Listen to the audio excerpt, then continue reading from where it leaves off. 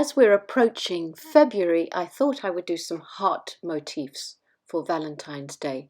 And I found this sort of heart hanger, it's a sort of heart sampler with different styles that I kept so that I could remember, you know, some of the different techniques that I've used and styles that I've used and the way that I've wired in bits and pieces, put spirals. It just helps me remember. So it's quite a fun thing to make for yourself.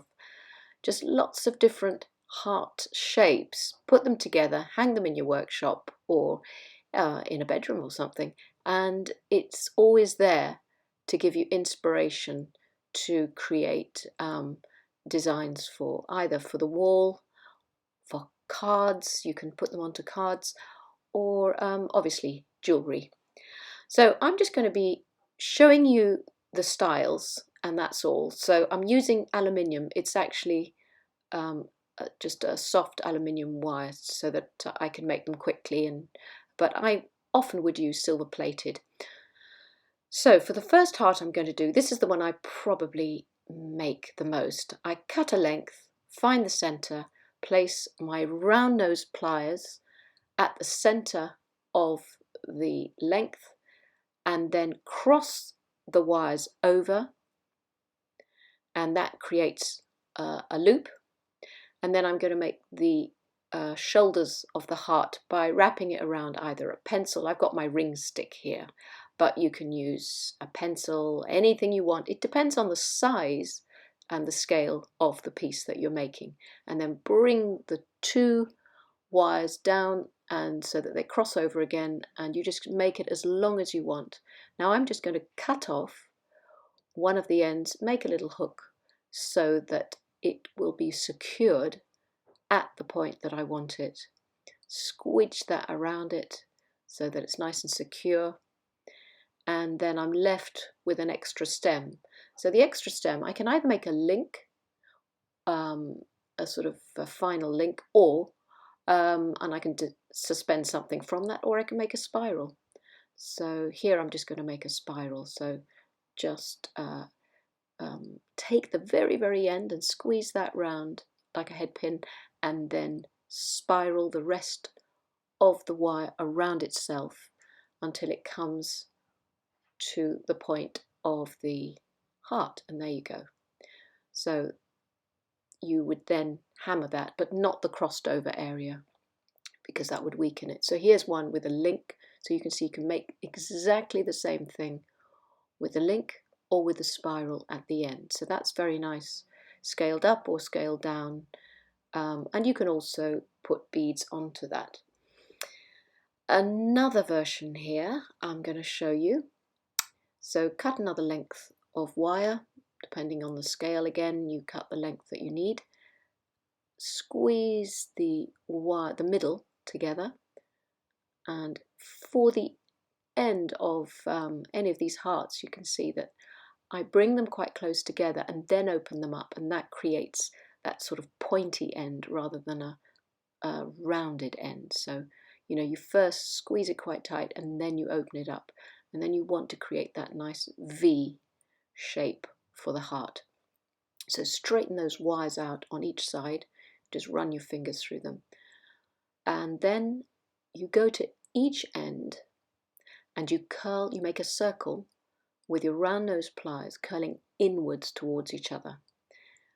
Grip those circles with your flat nose pliers and create an open spiral. So you're rolling the wire around, but this time it should look like a sort of snail shell. So it's sort of curling around and around, but keeping a gap, a space within the spiral. And you just bring those in as much as you want to bring them in, and then push them together, and that's the heart shape. And you would, if you wanted to make a bit more squat or shorter, you just curl them in, or if you want to make it a bit asymmetric, you bring one further down than the other, and then you'd need to bind at that center point with a little bit of 0.4 mil wire.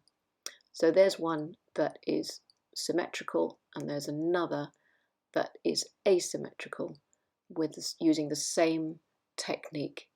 So that's a very sort of nice one to do again for pendants and earrings.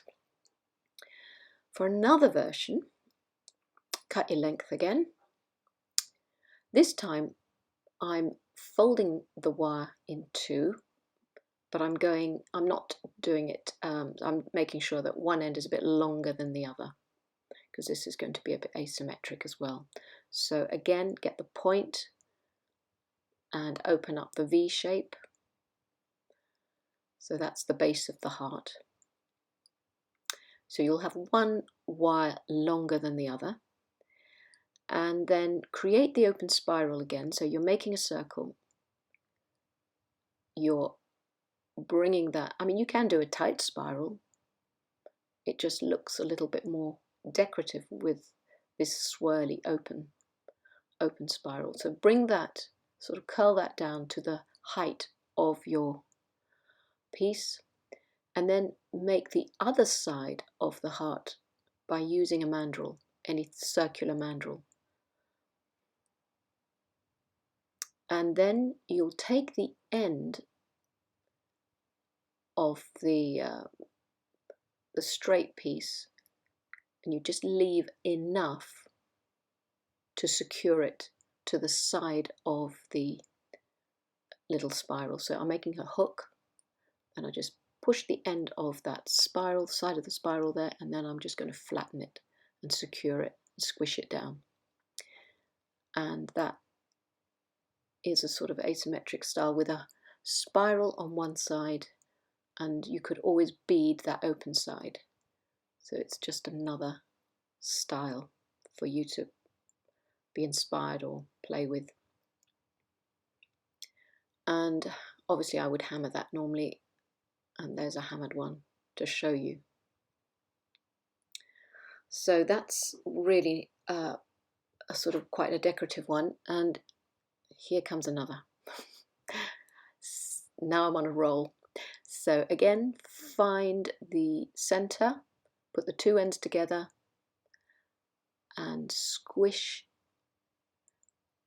the middle of the wire. So open it out, create that V. So there's your V.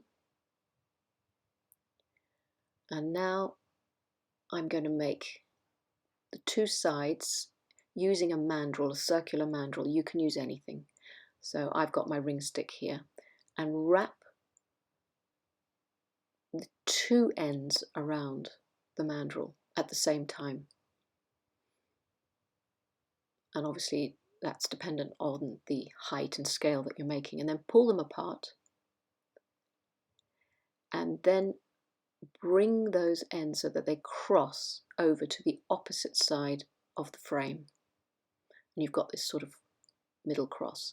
I've just moved it so that both ends are on the same side, because I'm going to secure the ends on the side of the frame, and then they'll both be sort of coming around from the side. Otherwise one will come from one side and one will come to the other. So I'm just going to trim those ends so there's just enough to make a link. Then I'm going to make my hooks and fold it over the side of the frame. And that grips, makes it one piece. It won't open up. So that's one style. You can bead into that. You can put different sort of areas of coloured beads in those. And again, I can hammer that. And this looks great on a gemstone. So you can wire that onto the frame of a gemstone. You'd have to wire a back base, and then you can wire that on the top. And it's a nice way of decorating a very plain gemstone or a piece of glass, say a mosaic glass. So that's sort of a plainer one. Then here's one that I'm going to find the center, squish that wire together in the middle, and I'm making it sort of really quite firm. Now you can just leave it like that, and you separate the two ends, or you can make in that center doubled end, you can make a little link, because you can also hang something from the center of the heart. See, I'm making that into a doubled up link. And then I'm using my bail makers, but you can use a pen or a pencil or anything you want to create the sides of the heart, and you bring them around each side of that doubled link. Pull them out a bit and then cross it over to the length of the frame that you want. So that's basically it. And if you want them a bit bigger on the sides, just put the mandrel back in, reshape it, spend as long as you want shaping. And then you just want to secure it where the ends cross. So I'm just going to cut off sort of a little bit on one end to shorten it, and that's going to wrap around secure on the other. And then with the length remaining, I can either make a link or I can make a spiral. Just, it depends if you're going to link it onto something else or have something dangling from it. Could be a tassel, could be anything. So if you're going to make a link, just leave a little bit and use your round nose pliers, and that is it. So you got one with I showed you one with a spiral, and that one's got a central link as well. And this one is just it hasn't got a central link, but just shows you with it flat. So there's so many versions of these.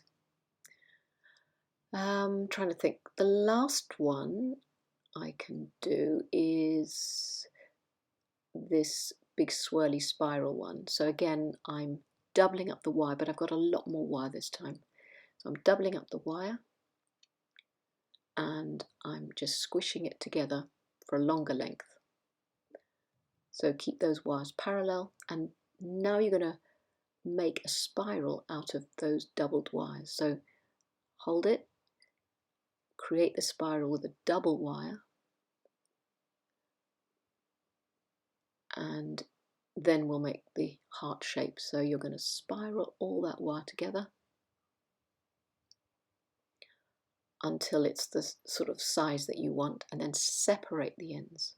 So this is an asymmetric heart, and make the what I call the shoulders of the heart. So that's one side, and then the other side will have to be a bit bigger. The mandrel will have to be a bit bigger because it's got to incorporate the spiral at the center. So you spend a bit of time getting the shape that you want, using anything circular to shape those ends, and then cross it over where you want to cross it over, sort of at the center point, so the tip of the heart.